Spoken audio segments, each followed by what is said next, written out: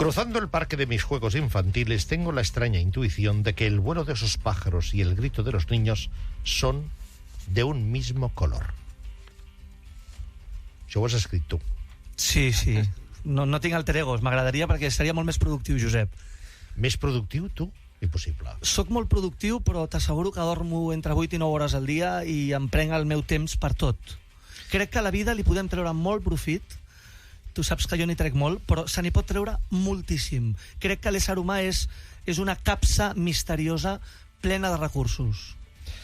Qui ha escrit això, qui ha escrit aquesta intuïció, és el David Escamilla. Ha recopilat tots els seus poemes en Solo la verdad es sexy. L'altre dia em diuen, escolta, que el David ha tret un llibre de la seva poesia completa des del 93 al 2020, i jo vaig dir, el David Escamilla també ha escrit poesia, perquè, esclar, de tu conec no sé quantes varietats. La de poeta no la coneixia, ho he d'admetre. És la primera, de fet, i la més originària, i des que era un nen, és a dir, vaig començar a escriure als 15 anys i vaig guanyar un premi literari que ja em van donar uns calés, que en aquella època eren 100.000 pessetes. Em van donar 100.000 pessetes. De quin any? Josep, 1990, 100.000 pessetes. Havia de ser abans de l'euro, efectivament. Sí. I escolta'm, per un llibre de poemes que es deia La casa del temps. I jo ja vaig començar a publicar això amb 20 anys i doncs porto 27 anys publicant poesia. El orden és el caos en reposo. Sí. Què t'inspira, això?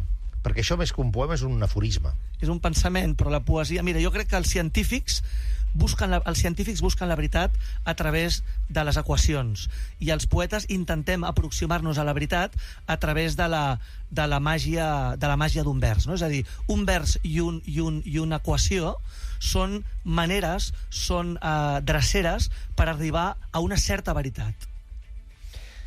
Inicio un lento ir y venir, cada vez más tortuoso, por todos los rincones de la ciudad. Siento angustia, pero al mismo tiempo, este perderme me produce un cierto deseo de misterio, un placer insospechado. Sin haberlo decidido, entro en el laberinto.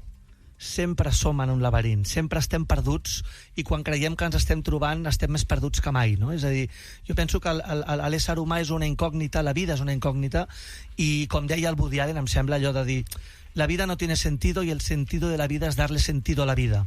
Per tant, és un gran laberint, i que cadascú jugui les cartes com bonament pugui. Quan escrius poesia, exactament què alliberes? És gairebé... Això s'ha dit molt i de vegades sona a cosa d'Iker Jiménez i de cosa del més enllà, i fa una mica de por, però de veritat que hi ha un punt de que tu ets una mena de simple transmissor o de simple receptor d'un missatge, no? És a dir, hi ha moments que un escriu coses que després les tornes a rellegir deixant una mica de temps de marge, i tu mateix et qüestiones si allò des d'on ha sortit allò, no? És a dir, el propi autor es pot moltes vegades sorprendre del que ha escrit, no? Per exemple, solo es verdad aquello que todavía no conozco. Esclar. Això és absolutament desolador. És desolador. A partir del moment que ho conec deixa de ser veritat. Sí, perquè és una opció possible, plausible, d'una possible veritat, però en definitiva només és una cara d'una veritat. Jo dic al final, Josep, que la verdad tan solo es aquello que cada uno de nosotros está dispuesto a aceptar. Això és la veritat. És allò que estem disposats a acceptar.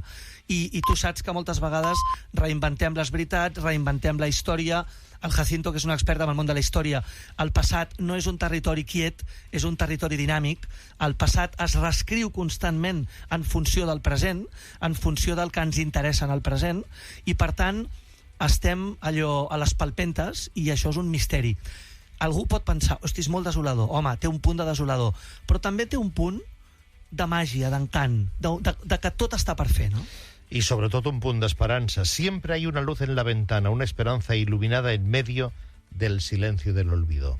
Sempre hi ha una llum, i jo sóc dels que creu que sempre que el millor encara està per venir. Sempre crec en això. Doncs aquesta llum avui la porta en el minut final d'aquest programa el David Escamilla.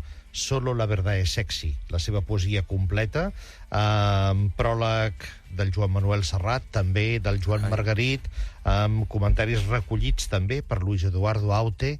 O sigui que t'envoltes dels grans, punyetero?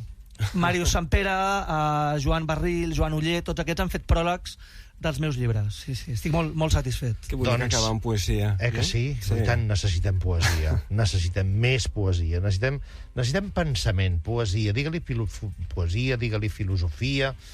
El Joan Margarit, que tu te l'estimes molt i l'has entrevistat moltes vegades, Josep, el Joan Margarit, que és un gran amic i és un gran poeta i és referent meu i de tots, el Joan Margarit sempre diu que en els moments d'intempèrie, en els moments de dificultat, i ara estem passant per uns moments de dificultat, la poesia, la bellesa, la música, l'art, en definitiva, el diàleg interior és el que ens pot salvar de moltes coses. I en definitiva, l'art i la bellesa són aquest establiment del diàleg interior, un diàleg el més sincer possible amb un mateix. El Margarit és el nostre Auden. Absolutament, absolutament. I que a través de la poesia es manifesta així també la nostra fragilitat, com aquesta que t'ha inspirat Federico García Lorca, ¿no? Sé que mi tiempo es breve, cada atardecer empieza a confundirse con los primeros rayos del alba. David, gràcies i enhorabona. Gràcies per la sensibilitat, Josep. Solo la verdad es sexy. David Escamilla.